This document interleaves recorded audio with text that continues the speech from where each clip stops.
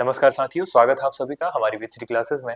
जहां बच्चों हमारा चल रहा था अभी तक भारत में अपवाह तंत्र। और इस अपवाह तंत्र में हमने देखा था अभी तक कि हिमालय की जो भारतीय नदियां हैं, हिमालय से आने वाली जो भी नदियां हैं, उन नदी तंत्रों के बारे में हमने इसमें विश्लेषण किया था।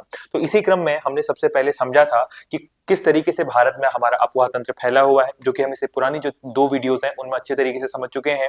इसमें हम भारत के उत्तर प्रदेश यानी हम भारत के जो हमारे हिमालय से आने वाली नदियां हैं, जिनमें हमने प्रमुख तौर पर सिंधु नदी तंत्र, दूसरे में उत्तराखंड से आने वाली गंगा नदी तंत्र, और तीसरा आज हमारा वीडियो मुख्य रूप से बनने वाला है सांगपो नदी यानी ब्रह्मपुत्र नदी के बारे में विश्लेषण करना है, जो कि हमने आज की इस वीडियो में पूरा कवर करेंगे। और भारत के इस अपवाह तंत्र के बारे में सारी जानकारियां आपको इससे पहले वाली वीडियोस में दी जा चुकी हैं, और ये आज हमारा तीसरा पार्ट होने वाला है। तो हिमालय की नदियां, और इस हिमालय की नदियां में तीसरा पार्ट ब्रह्मपुत्र नदी तंत्र है। अगर आप उत्तराखंड में ग्रुप सी एग्जाम्स को क्रैक करना चाहते हैं तो अभी डाउनलोड करें वेसी क्लासेस ऐप, जहां पर आपको मिलती है daily live classes, recorded lectures, MCQ practice, mock test. तो जल्दी मिलते हैं वेसी क्लासेस ऐप में। तो शुरू करते हैं आज की इस वीडियो को और समझने का प्रयास करते हैं कि किस तरीके से ब्रह्मपुत्र नदी का उद्गम होता है, किस तरीके से यह भारत में प्रवाह करती है और अंत में बंगाल की खाड़ी में चली जाती है। ठीक है, तो हम इस मुद्दे को समझने से पहले या बंगाल की जो हमारी खाड़ी में जाने से पहले इस नदी के उद्गम का स्थल या स्रोत किस तरीके से है, इसको समझने का प्रयास करते हैं। आप सभी को पता होगा कि यह हमारे तिब्बत के पठार से इसका उद्गम होता है, और इसी तिब्बत के पठार से बच्चों हमारी 2 अन्य नदियों का भी उद्गम होता है, जिसमें हम प्रमुख तौर पर देखते हैं एक हमारी सिंधु नदी, दूसरी हमारी सतलज नदी, जो कि सिंधु नदी तंत्र का ही अपने आप में एक हिस्सा है। तो बच्चों हम कह सकते हैं कि जो ये हमारे हिमालय की निकलने वाली नदियां हैं, ये अपने आप में सदा नीरा नदियां हैं, मतलब हमेशा से वर्ष भर में इस पर क्या रहता है, जल प्रवाहित रहता रहे। तो हम देखते हैं कि जो यहाँ पर हमारा पाया जाता है विश्व का सबसे बड़ा पठार, जिसे हम कहते हैं तिब्बत का पठार, और इसी तिब्बत के पठार में बच्चों एक हमारी पर्वत श्रृंखला पाई जाती है, कैलाश पर्वत श्रृंखला, जो कि अपने आप में ट्रांस हिमालय का ही हिस्सा है। इसी हिमालय के भाग से हमारी सिंधु नदी तंत्र का उद्गम होता है, दूसरी हमारी सिंधु की ही सहायक नदी सतलज नदी का भी उद्गम होता है, और आज हम बात करेंगे ब्रह्मपुत्र नदी तंत्र का, जिसका उद्गम भी इसी तिब्बत के पठार से एक यारलुंग ग्लेशियर है, जिसका नाम क्या है बच्चों, यारलुंग ग्लेशियर। और इस ग्लेशियर से एक नदी का उद्गम होता है जिसे हम ब्रह्मपुत्र के नाम से जानते हैं। तो इस नदी का उद्गम होता है तिब्बत के पठार से, और इस तरीके से ये हिमालय के पश्चिमी उत्तरी भाग से होते हुए हमारे हिमालय का सबसे पूर्वी बिंदु, जिसको हम अराकान योमा के नाम से जानते हैं, उसे काटती हुई चीरती हुई हमारे भारत में, जो हमारे भारत के नॉर्थ ईस्ट के राज्य हैं उनमें प्रवेश करती है और अंत में बंगाल की खाड़ी में जा गिरती है। ठीक है, तो हम समझते हैं कि जब इस नदी का उद्गम होता है और हम इसे तिब्बत के क्षेत्र में देखते हैं, तो इस नदी का नाम वहां कहा जाता है सांगपो। किस नाम से जानी जाती है, सांगपो। टी इसमें साइलेंट रहता है और इसे सांगपो के नाम से जाना जाता है। जब ये मुड़ जाती है तो इसका मोड़ भारत के पूर्वी दिशा से ही अंदर की ओर क्यों होता है, जरा इसे समझने का प्रयास करते हैं। जब आपको भारत का भौगोलिक इतिहास हमने बताया, भौगोलिक संरचना के बारे में हमने आपको बताया, तो कहा कि भारत का जो दक्कन या हमारा प्रायद्वीपीय भारत है, ये हमारा प्रायद्वीपीय भारत है, इस प्रायद्वीपीय भारत का निर्माण गोंडवाना लैंड के काल से हुआ था। तो इसका जो टक्कर है ये हमारे तिब्बत के पठार, या हम कहें तो ट्रांस हिमालय का जो पुराना हिमालय है, अंगारा लैंड का हिस्सा है, इससे टकराता है। और इसके टकराव से जो हमारी उच्च भूमि का निर्माण होता है उसे हम हिमालय के नाम से जानते हैं, ये सभी आपको पता होगा, जिसकी शुरुआत अगर हम कहें तो होती है नंगा पर्वत से। कहां से, नंगा पर्वत से। और ये कहां तक जाता है, अराकान योमा पर्वत श्रृंखला। कहां तक, अराकान योमा पर्वत श्रृंखला। इस बिंदु से बच्चों हमारा हिमालय क्या हो जाता है, दक्षिण की ओर मुड़ जाता है। तो इन नदियों के लिए, या आप बात करें सिंधु नदी के लिए, या सतलज की बात करें, या यहीं पर हम बात करें सांगपो या ब्रह्मपुत्र नदी की, तो इस नदी को यदि हम देखें तो ये अपने रास्ते को मोड़ देती है। तो इनका उद्गम पहले से ही दक्षिण की ओर प्रवाह रहता होगा, पर हिमालय की उत्पत्ति के कारण इन नदियों का जो रास्ता है वो परिवर्तित हो गया। यहीं पर आपने देखा सिंधु नदी को और यहीं पर ब्रह्मपुत्र को। तो हमारी जो सांगपो नदी है इसका प्रवाह पूर्व की ओर होता है, और अंत में जब इसे यहाँ पर स्थान मिलता है तो ये अपने प्रवाह को मोड़ देती है और हमारे भारत के दक्षिण की ओर अपना प्रवाह निरंतर करते रहती है। तो हम एक हिसाब से कह सकते हैं कि हमारा हिमालय इसका अवरोध बना हुआ है, और इसी अवरोध को चीरते हुए ब्रह्मपुत्र नदी का भारत में प्रवेश होता है। तो बच्चों जब इस नदी का भारत में प्रवेश होता है तो इसके प्रवेश के समय हम अरुणाचल प्रदेश में देखते हैं। किसमें, अरुणाचल प्रदेश में यहाँ पर हमें एक दर्रा देखने को मिलता है जिसे हम कहते हैं यांग याप दर्रा। यांग याप दर्रा, इस यांग याप दर्रे से भारत में ब्रह्मपुत्र नदी का प्रवेश होता है और प्रवेश होने के उपरांत इस नदी को यदि हम कहते हैं तो इसका नाम परिवर्तित रहता है। सांगपो से इसका नाम परिवर्तित होकर इसे दिहांग नदी कहा जाता है। क्या कहा जाता है? दिहांग नदी। इसके नाम अपने आप में बहुत महत्वपूर्ण है बच्चों। इसका नाम, जैसे मैंने कहा, तिब्बत में इसे सांगपो कहा जाता है। अब अरुणाचल प्रदेश में इस नदी का नाम हो चुका है दिहांग। क्या नाम है? दिहांग। तो जब दिहांग इसका नाम अरुणाचल प्रदेश है तो फिर अरुणाचल प्रदेश से ये आगे बढ़ती है और आगे बढ़ते समय ये हिमालय से कई सारा अवसाद अपने साथ लेके आती है और ये कई भागों में टूट जाती है, जिसे हम क्या कहते हैं, इसका एक गुम्फित ड्रेनेज सिस्टम अपने आप में बन जाता है, गुम्फित अपवाह तंत्र के रूप में बन जाता है, जिसे हम देखते हैं असम में प्रवेश के उपरांत ये इस तरीके से फैल जाती है और कई भागों में बढ़ जाती है, अंत में ये एक साथ मिल जाती है और एक प्रवाह पथ को फॉलो करती है। तो जब हम इसके गुम्फित पथ को देखते हैं तो ये किसी भूभाग का यहाँ पर निर्माण कर देती है जिसे हम द्वीप के तौर पर देखते हैं और नदी चारों ओर से उस द्वीप को घेरती है और इन्हीं द्वीपों में से एक असम में हमको देखने को मिलता है विश्व का सबसे बड़ा नदी द्वीप, जिसका नाम हम देखते हैं माजुली नदी द्वीप। माजुली नदी द्वीप। और इस नदी द्वीप से जब ये आगे बढ़ती है तो इसका नाम परिवर्तित होकर कहलाता है ब्रह्मपुत्र। तो भारत में अब इसका नाम क्या बन चुका है बच्चों? ब्रह्मपुत्र। तो असम में इसका नाम कहलाया ब्रह्मपुत्र। ध्यान देंगे। फिर ये जब आगे बढ़ती है, ये नदी अपने प्रवाह पथ को आगे ले चलती है तो इसमें कई सारी नदियां इसमें मिलती हैं, सुबनसिरी, कामेंग, दिबांग नदी, लोहित नदी, इसकी कामेंग नदी, इसमें कई सारी नदियां यहाँ पर चलती हैं।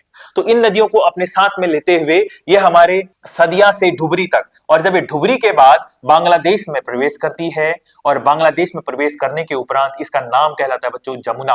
बांग्लादेश में ब्रह्मपुत्र नदी का नाम क्या कहलाया? जमुना कहलाया। और आप जानते हैं कि पूर्व से हमारी पश्चिम से, इसके पश्चिमी भाग से एक हिमालय की नदी आती है जिसका नाम है गंगा, और गंगा नदी जब हमारे इसके साथ मिल जाती है, उसको गंगा नदी को यहाँ कहा जाता है बांग्लादेश में पद्मा। तो पद्मा और जमुना जब दोनों संयुक्त रूप से एक धारा का निर्माण करती हैं तो इनका संयुक्त नाम कहलाता है मेघना। इनका नाम क्या कहलाता है बच्चों? मेघना। तो मेघना किसका नाम है?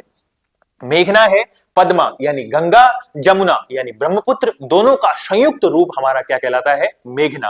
और अंत में ये चली जाती हैं बंगाल की खाड़ी में। कहां?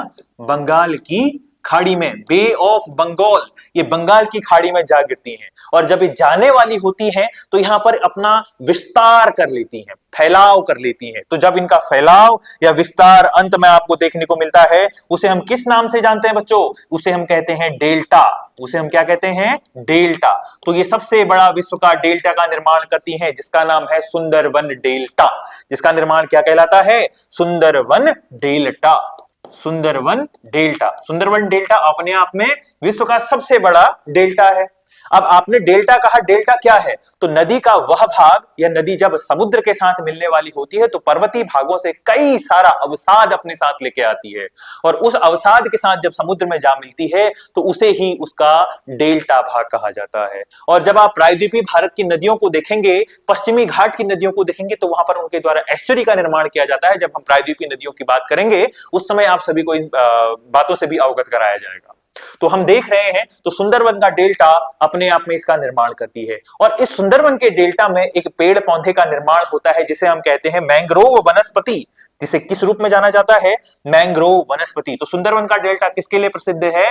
मैंग्रोव। अगर आप उत्तराखंड में ग्रुप सी एग्जाम्स को क्रैक करना चाहते हैं तो अभी डाउनलोड करें वेसी क्लासेस ऐप, जहां पर आपको मिलती है daily live classes, recorded lectures, MCQ practice, mock test. तो जल्दी मिलते हैं वेसी क्लासेस ऐप में। वनस्पति, और ये मैंग्रोव वनस्पति क्या है? लवणोद्भिद, जिन्हें हम किस रूप में जानते हैं? लवणोद्भिद। मतलब नमकीन पानी में, नमक के युक्त पानी में उत्पादित होने वाले पेड़ पौधों को हम किस रूप में जानते हैं? मैंग्रोव वनस्पति के रूप में जानते हैं। तो आइए हम इन सभी चीजों के बारे में विस्तार पूर्वक जानते हैं। कौन सी हमारी ब्रह्मपुत्र की सहायक नदियां हैं, किस तरीके से कौन सी नदी इसके साथ मिलती है और इसका नाम किस रूप में परिवर्तित होता है। तो शुरू करते हैं, हमारे इस टॉपिक को आगे बढ़ाते हैं और यहां पर हम देखते हैं ब्रह्मपुत्र नदी तंत्र को। और इस नदी तंत्र के बारे में मुझे लगता है कि आप सभी को इसका जो मूल, जो हमारा बेस है वो समझ में आ चुका होगा। तो इसमें हम क्या कहते हैं कि इस नदी तंत्र को ब्रह्मपुत्र नदी तंत्र या उत्तर पूर्व हिमालय की अनेक नदियां इस नदी तंत्र में आके समाहित होती हैं, उसी का हिस्सा है। जिसमें हम ब्रह्मपुत्र नदी की यदि हम बात करते हैं तो ब्रह्मपुत्र नदी किस रूप में है? तो ब्रह्मपुत्र नदी तिब्बत के मानसरोवर झील, जिसके सन्मुख से ही हमारी सतलुज नदी का भी उद्गम होता है, तो यहां से इसके पास में कैलाश पर्वत सीमा, कैलाश पर्वत के समीप एक चारलुंग्युंगटुंग ग्लेशियर है। इस ग्लेशियर से इसका उद्गम होता है। इसकी यदि मैं कुल लंबाई की बात करता हूं तो 2900 किलोमीटर है। केवल मैं इसकी शुरुआत से लेकर अंतिम तक की बात कर रहा हूं। पर यदि मैं इसके भारत की लंबाई की बात करता हूं तो 916 किलोमीटर इसकी भारत में लंबाई है। तो इसकी भारत में कुल लंबाई कितनी बच्चों? 916 किलोमीटर। यदि मैं इसके उद्गम से लेके इसके अंतिम डेल्टा पॉइंट तक की अगर मैं बात करता हूं तो इसकी लंबाई अपने आप में है 2900 किलोमीटर। अगर मैं कहूं केवल भारत की लंबाई, अरुणाचल प्रदेश के हमारे यांग्याप दर्रे से लेके अंतिम धुबरी तक का अगर मैं बात करूं तो वहां तक की इसकी लंबाई कितनी है? हमारी 916 किलोमीटर है। अगला बिंदु है कि ब्रह्मपुत्र नदी तिब्बत के यारलंग, इसमें किस नाम से जानी जाती है? यारलंग सांगपो, जिसे मैंने सांगपो नाम से कहा। यदि मैं बात करूं अरुणाचल प्रदेश में तो इसका नाम कहलाता है दिहांग। और अगला, असम में इस नदी का नाम किस रूप में जाना जाता है? तो ब्रह्मपुत्र नदी के नाम से इसे जाना जाता है। अगला बिंदु, बांग्लादेश में जमुना के नाम से इसे जाना जाता है। अब ये जमुना के नाम से जानी जाती है, तो अंत में जब इस पे पद्मा का मिलन हो जाता है तो ये मेघना के नाम से संयुक्त रूप से जानी जाती है। तो ये धारा प्रवाह किस रूप में जाना जाता है? तो हमारे मेघना के नाम से। अगला बिंदु है, ब्रह्मपुत्र नदी यांगयाप दर्रे से भारत में प्रवेश करती है। अगला, बांग्लादेश के दाईं ओर से तिस्ता नदी इसमें आकर मिलती है। तिस्ता नदी सिक्किम से इसका उद्गम होता है बच्चों, इसके बारे में हम आगे डिस्कस करेंगे। तो आकर मिलती है और ब्रह्मपुत्र नदी का नाम जमुना कहलाता है। अगला, अंत में यह पद्मा के साथ मिलकर सुंदरवन डेल्टा का निर्माण करती है और इसका नाम किस रूप से जाना जाता है? मेघना। इसे भी आप यहां पर ऐड कर लेंगे, तथा इसका नाम मेघना कहलाता है। क्या कहलाता है? मेघना कहलाता है। अगला बिंदु है, ब्रह्मपुत्र नदी गंगा के साथ मिलकर विश्व का सबसे बड़ा डेल्टा सुंदरवन डेल्टा का निर्माण करती है। और सुंदरवन डेल्टा अपने आप में किस पौधों की प्रजाति के लिए प्रसिद्ध है? तो मैंग्रोव वनस्पति के लिए प्रसिद्ध है। यह किस लिए प्रसिद्ध है? हमारी मैंग्रोव वनस्पति के लिए प्रसिद्ध है। इसे भी आप ध्यान देंगे। अगला बिंदु क्या कह रहा है? इसी नदी पर सदिया से लेकर ढुबरी तक हमारे राष्ट्रीय राजमार्ग जलमार्ग 2 यहां पर सदिया से लेकर ढुबरी तक ब्रह्मपुत्र में इसका निर्माण करती है। जैसा कि मैंने अभी आपको बताया कि हमारी जो ये नदी है, इस नदी को आपने देखा कि भारत में इसका प्रवेश हो रहा है। और जब आपने इस तरीके से इसे देखा, अगर आप इसे भारत का नक्शा मान लें, और यदि मैं बात करूं हमारे नॉर्थ ईस्ट के जो राज्य हैं उन्हें मैं कुछ इस तरीके से डिजाइन करूं, इस तरीके से मैं मान लूं, तो जब इसका भारत में प्रवेश हो रहा है बच्चों, ठीक है, तो इसका इस तरीके से भारत में प्रवेश हो रहा है। और प्रवेश के बाद यह अरुणाचल प्रदेश पर इसका नाम, इसके बाद जब ये असम में प्रवेश करती है तो यहां पर इसका प्रवेश किन किन राज्यों में हो रहा है जरा ध्यान देंगे। यहां पर है अरुणाचल प्रदेश, फिर आप देख रहे हैं असम, फिर आप देख रहे हैं त्रिपुरा। आप किसे देख रहे हैं बच्चों? त्रिपुरा से आने वाली इसकी सहायक नदी, और अंत में मिजोरम नदी। तो असम में मुख्य तौर पर हम जब इसे देखने वाले होते हैं तो यहाँ का प्रवेश कहलाता है सदिया। और यहाँ पर आप देखेंगे इसका अंतिम बिंदु है बच्चों धुबरी। क्या है? धुबरी। तो इसी के बीच में जो जलमार्ग है जिस पर नौकायान किया जाता है उसी को कहते हैं हम नेशनल वाटरवे 2। नेशनल वाटरवे 2, राष्ट्रीय जलमार्ग 2। अगर मैं बात करूं राष्ट्रीय जलमार्ग 1 की, तो मैंने आप सभी को बताया है कि गंगा नदी के अंतर्गत प्रयागराज से लेकर हल्दिया तक, तो यहां पर जो आपको जलमार्ग देखने को मिलता है इसे हम कहते हैं राष्ट्रीय जलमार्ग 1। गंगा में कहां से कहां तक है? ये प्रयागराज से लेके हल्दिया, हल्दिया यानी पश्चिम बंगाल, यहां तक का जो हमारा जलमार्ग है इसे हमने राष्ट्रीय जलमार्ग 2 की बात की। और यहां पर हमने इसे गंगा नदी तंत्र के अंतर्गत पढ़ा है। यदि आप लोगों ने उस वीडियो को नहीं देखा है तो एक बार उस वीडियो में जरूर एंटर करें, वहां देखिए कि हमने किस तरीके से उसे अच्छे तरीके से समझाया हुआ है। तो हमने नेशनल वाटरवे 2 की बात की जो कि ब्रह्मपुत्र नदी के अंतर्गत सदिया से लेकर ढुबरी तक असम राज्य में हमको यह देखने को मिलता है। और इसी राज्य में इसका नाम कहलाता है ब्रह्मपुत्र। और इसी स्थान पर यह किसका निर्माण करती है? अपने आप में हमारे सबसे बड़े जो नदी द्वीप है जिसको माजुली द्वीप के नाम से जाना जाता है उसे हम यहां पर देखते हैं। ठीक है, तो नेशनल वाटरवे 2 सदिया से लेके डुबरी तक ब्रह्मपुत्र नदी में आपको देखने को मिलता है। अगला बिंदु, डुबरी के निकट ब्रह्मपुत्र बांग्लादेश में प्रवेश कर देती है जो कि हम समझ चुके हैं। अगला, ब्रह्मपुत्र नदी पर असम में विश्व का सबसे बड़ा नदी द्वीप माजुली नदी द्वीप है। अब माजुली नदी द्वीप, आपने देखा होगा कि किसी समुद्र में, किसी सागर में हमने द्वीपों को देखा। द्वीप अपने आप में क्या होते हैं? वह भूभाग जो चारों ओर से किससे घिरा होता है भाई? जल से घिरा होता है, वाटर से सराउंडेड रहता है। तो हमने इसमें बात कर रहे हैं सबसे बड़ा नदी द्वीप। बच्चों किसकी बात कर रहे हैं? सबसे बड़े नदी द्वीप की हम बात कर रहे हैं। तो इस नदी द्वीप के बनने के कारण क्या, ये कारण क्या है? हमने क्या कहा, अरुणाचल प्रदेश के बाद जब ये असम में प्रवेश करती है तो यह अपने साथ क्या लेके आती है? अवसाद, मतलब सेडिमेंट। किसको लेके आ रही है भाई? सेडिमेंट को लेके आ रही है। और सेडिमेंट को लेके आने के कारण ये इकट्ठा कर देती है और बीच बीच में हमें कई स्थानों पर क्या देखने को मिलता है? इसका जमाव। जमाव के कारण क्या हो जाता है? नदी अपने स्थान से परिवर्तित हो जाती है, इस तरीके से बढ़ती है। यहां पर भी छोटे छोटे द्वीपों का निर्माण इस तरीके से, ये आप देख पा रहे हैं। इस तरीके से जब चल पा रही है तो इसी को हमने क्या कह दिया है? गुम्फित जो ड्रेनेज एरिया है या गुम्फित ड्रेनेज सिस्टम, इसको हम बोलते हैं ब्राइडेड सिस्टम। ब्राइडेड का मतलब फैलाव। ये अपनी नदी को क्या कर दे रही है? फैला दे रही है। तो इस कारण बीच बीच में जो भूभाग का निर्माण हो रहा है, इन्हीं को हमने किस रूप में देखा भाई? द्वीप के रूप में देखा। किस रूप में देखा? द्वीप के रूप में देखा, आइलैंड के रूप में देखा। और यही आइलैंड क्या बना रहे हैं? ब्रह्मपुत्र में माजुली को बना रहे हैं। और यही हमारी माजुली द्वीप है असम में। तो ये हमारी बात रही थी ब्रह्मपुत्र नदी के शुरुआती। अब हम बात करेंगे ब्रह्मपुत्र की कुछ सहायक नदियां हैं जो कुछ दाईं ओर से मिलती हैं, कुछ बाईं ओर से मिलती हैं। आप जब किसी नदी को दाएं और बाईं ओर से अगर आप इसको रिकॉग्नाइज नहीं कर पा रहे हैं तो आप समझने का प्रयास कीजिए कि जब नदी जिस प्रवाह पथ का अनुसरण कर रही है, जिस प्रवाह पथ पर चल रही है, आप स्वयं को भी उसी पथ पर एक बार लेके चलिए और आपका बायां हाथ उस नदी की तरह बाईं पक्ष में कहलाएगा और नदी का दायां ओर आपका भी दायां ओर कहलाएगा। तो यदि आप देखेंगे नदी चल रही है, यदि आपका मुख सम्मुख है, सामने की ओर है, इस तरीके से आप इस तरह चल रहे हैं, आगे को बढ़ रहे हैं, सदिया से लेकर डुबरी तक, अरुणाचल प्रदेश के यांग्याप दर्रे से आप प्रवेश कर रहे हैं और आगे बढ़ रहे हैं। तो जब आप आगे बढ़ रहे हैं तो आपको यह पक्ष, कौन सा पक्ष देखने को मिलेगा भाई? ये आपका दायां पक्ष हो गया ना। और ये आपका कौन सा पक्ष हो गया भाई? बायां पक्ष हो गया। कौन सा पक्ष हो गया? बायां पक्ष हो गया, लेफ्ट हैंड साइड हो गया। और ये राइट हैंड साइड हो गया। तो इसी में यदि मैं बात करता हूं, सबसे पहले कौन सी नदी यहां पर देखने को मिल रही है आपको? सुबनसिरी। यहां पर कौन सी देखने को मिल रही है? सुबनसिरी। और सुबनसिरी ब्रह्मपुत्र नदी की सबसे लंबी सहायक नदी है। तो सबसे पहले आपको कौन सी नदी देखने को मिली? सुबनसिरी देखने को मिली। फिर आपको देखने को मिली दिबांग। यहां पर देखने को मिली दिहांग नदी देखने को मिली, दिबांग नदी है, ठीक है। फिर आपको देखने को मिली कामेंग। फिर आपको देखने को मिली लोहित नदी। लोहित के बाद मानस नदी असम में। फिर धनसिरी देखने को मिली, संकोस हो गया, कोपिली हो गया, तीस्ता। तीस्ता हमारे सिक्किम से इसका प्रवेश होता है। तदोपरांत इसका नाम अपने आप में किस नाम से जाना जाता है भाई? इसका नाम हो जाता है जमुना। जमुना को आप जो दिल्ली में रहने वाले लोग हैं वो यमुना को जमुना कहते हैं, पर यहां पर जब तीस्ता नदी का संगम किसके साथ होता है? ब्रह्मपुत्र के साथ होता है। ये कौन सी नदी है? ब्रह्मपुत्र। तो ये ब्रह्मपुत्र के ही नाम क्या परिवर्तित हो जाता है भाई? जमुना नाम से ये परिवर्तित हो जाता है। तो ये तो हमारा हो गया कि इसका जो सिस्टम में ट्रिब्यूटरीज है, इनको क्या बोला जाता है भाई? ट्रिब्यूटरीज। ट्रिब्यूटरीज का मतलब क्या होगा? सहायक नदियां।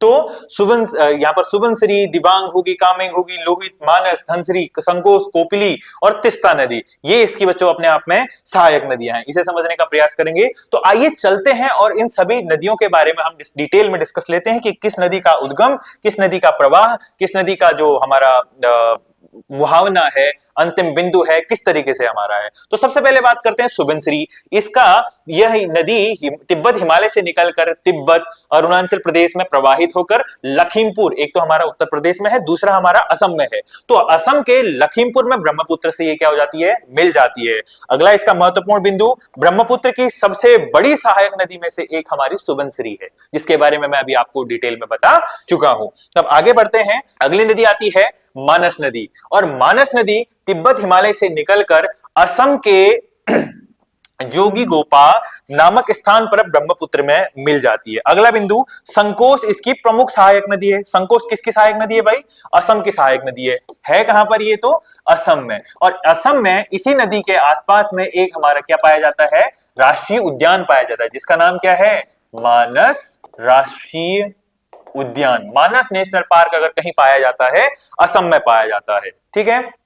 आगे बढ़ते हैं। अगला हमारा बिंदु आता है कि यहां पर अगली नदी देखने को मिलती है लोहित नदी। पहली बात तो ये लोहित नदी ब्रह्मपुत्र की कौन से भाग की सहायक नदी है? तो आप यदि ब्रह्मपुत्र का प्रवाह देख रहे हैं तो पश्चिम क्षेत्र से आने वाली नदी का नाम क्या है भाई? लोहित नदी है। कौन सा नदी है?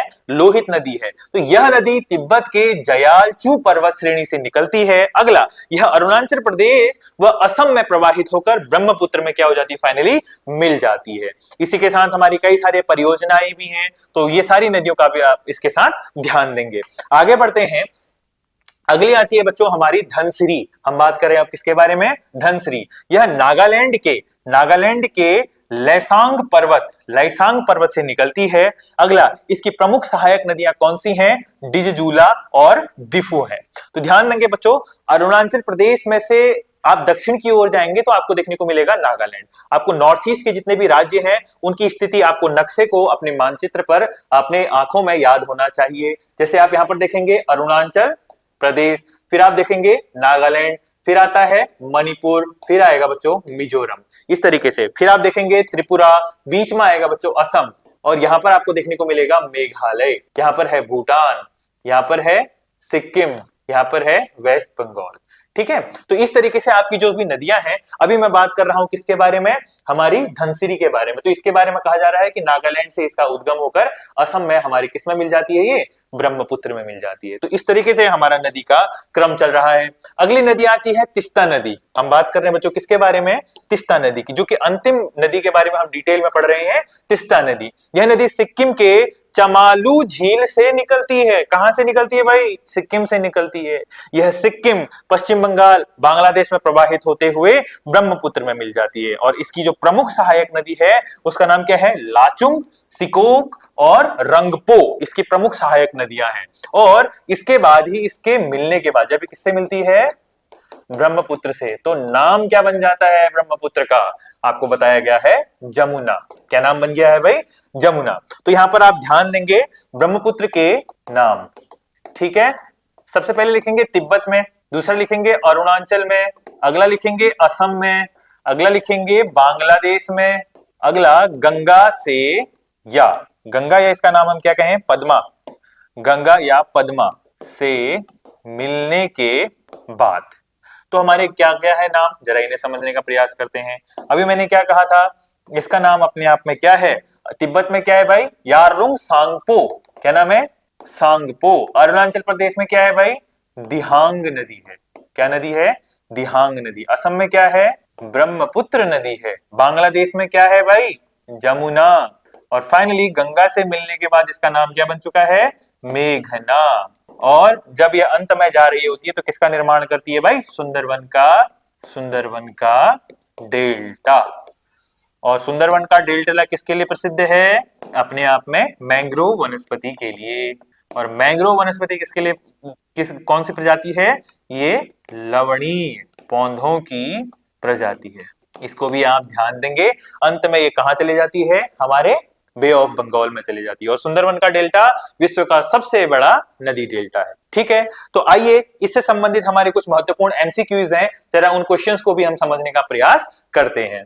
क्योंकि अभी तक हम सारा टॉपिक अगर समझ चुके हैं, इससे संबंधित क्वेश्चन नहीं किए तो हमारा टॉपिक पूरा नहीं होता है। तो टॉपिक को पूरा करने के लिए उससे संबंधित हम क्वेश्चंस को भी देख लेते हैं। तो सबसे पहला प्रश्न है, in India Yarlung Tsangpo river is known as. भारत में यारलुंग सांगपो नदी को किस नाम से जाना जाता है भाई? गंगा, सिंधु, ब्रह्मपुत्र या महानदी। तो हम देखते हैं ब्रह्मपुत्र नदी को यारलुंग सांगपो तिब्बत में कहा जाता है, भारत में ब्रह्मपुत्र कहा जाता है। अगला प्रश्न क्या है? Brahmaputra after joining Teesta river known as. Brahmaputra नदी तिस्ता नदी के शामिल होने के बाद किस नाम से जानी जाती है? जमुना, पद्मा, मेघना या दिहांग नदी। ये कहां आया है? हिमाचल प्रदेश पीसीएस प्री में इसको पूछा गया है। तो अभी मैंने आपसे कहा था इसे किस नाम से जाना जाता है भाई? जमुना नदी। पद्मा कौन है? गंगा जब बांग्लादेश में प्रवेश करती है।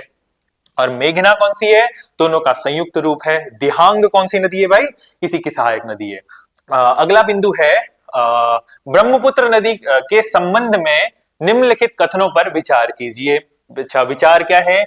बिंदु 1 है, तिब्बत में मानसरोवर झील के निकट से निकलती है। बिल्कुल सही। अगला, यह नामचा बारवा के पास यू आकार में मुड़ जाती है और भारत में महाखड्ड यानी गॉर्ज के रूप में प्रवेश करती है। बिल्कुल, अभी हमने कहा था कि जब इसका भारत में प्रवेश हो रहा होता है तो पहले तो ये यू आकार में मुड़ चुकी है, आप सभी को पता होना चाहिए। कहां पर? जब मैंने अभी आपसे कहा यहां पर अराकान योमा पर्वत है। अराकान योमा पर्वत का जो हमारा भाग है वो हमारे म्यांमार के साथ सीमा बनाता है ना, यहीं पर हमारा हिमालय का अंतिम बिंदु अगर आप पूर्व में देखेंगे तो उसका नाम है नामचा बारवा। नामचा बारवा। तो नामचा बारवा को हमने देखा और यहाँ पर अराकान योमा देखा, तो इसी के बीच में मैंने अभी आपसे कहा था यांग याप धर्रा है बच्चों, तो यू आकार में भी मुड़ गई और साथ ही में ये महाखड्ड या गौर्ज का निर्माण करती है। तो इसी का ऑप्शन कौन सा सही है, केवल ए, केवल दो, एक और दो, या न तो एक न तो दो। हमारा ऑप्शन सी यहाँ पर ए और बी बोथ दोनों क्या हो जाएगा, सही उत्तर हो जाएगा। अगले प्रश्न की ओर चलते हैं कि consider the following tributaries of Brahmaputra. Brahmaputra नदी का निम्नलिखित सहायक नदियों पर विचार कीजिए। लोहित, तिस्ता, सुबनसिरी और संकोश। उपयुक्त नदियों को पश्चिम से पूर्व की ओर युग्मबद्ध कीजिए। अच्छा, यदि हम बात करते हैं ब्रह्मपुत्र नदी की पश्चिम से पूर्व, आपको दिशा पता होनी चाहिए, पश्चिम से पूर्व की हम बात कर रहे हैं, तो इस नदी का जो क्रम है इसमें हम सबसे पहले किस नदी को देखते हैं भाई, इसमें हम देखते हैं सबसे पहले तिस्ता नदी, सिक्किम से आती है ना, और तिस्ता के बाद हम किस नदी को देखते हैं भाई, संकोश, यहां पर आती है संकोश। संकोश के बाद हम किसे देखते हैं, फिर देखते हैं हम सुबनसिरी, सुबनसिरी, फिर आप देखते हैं यहाँ पर लोहित।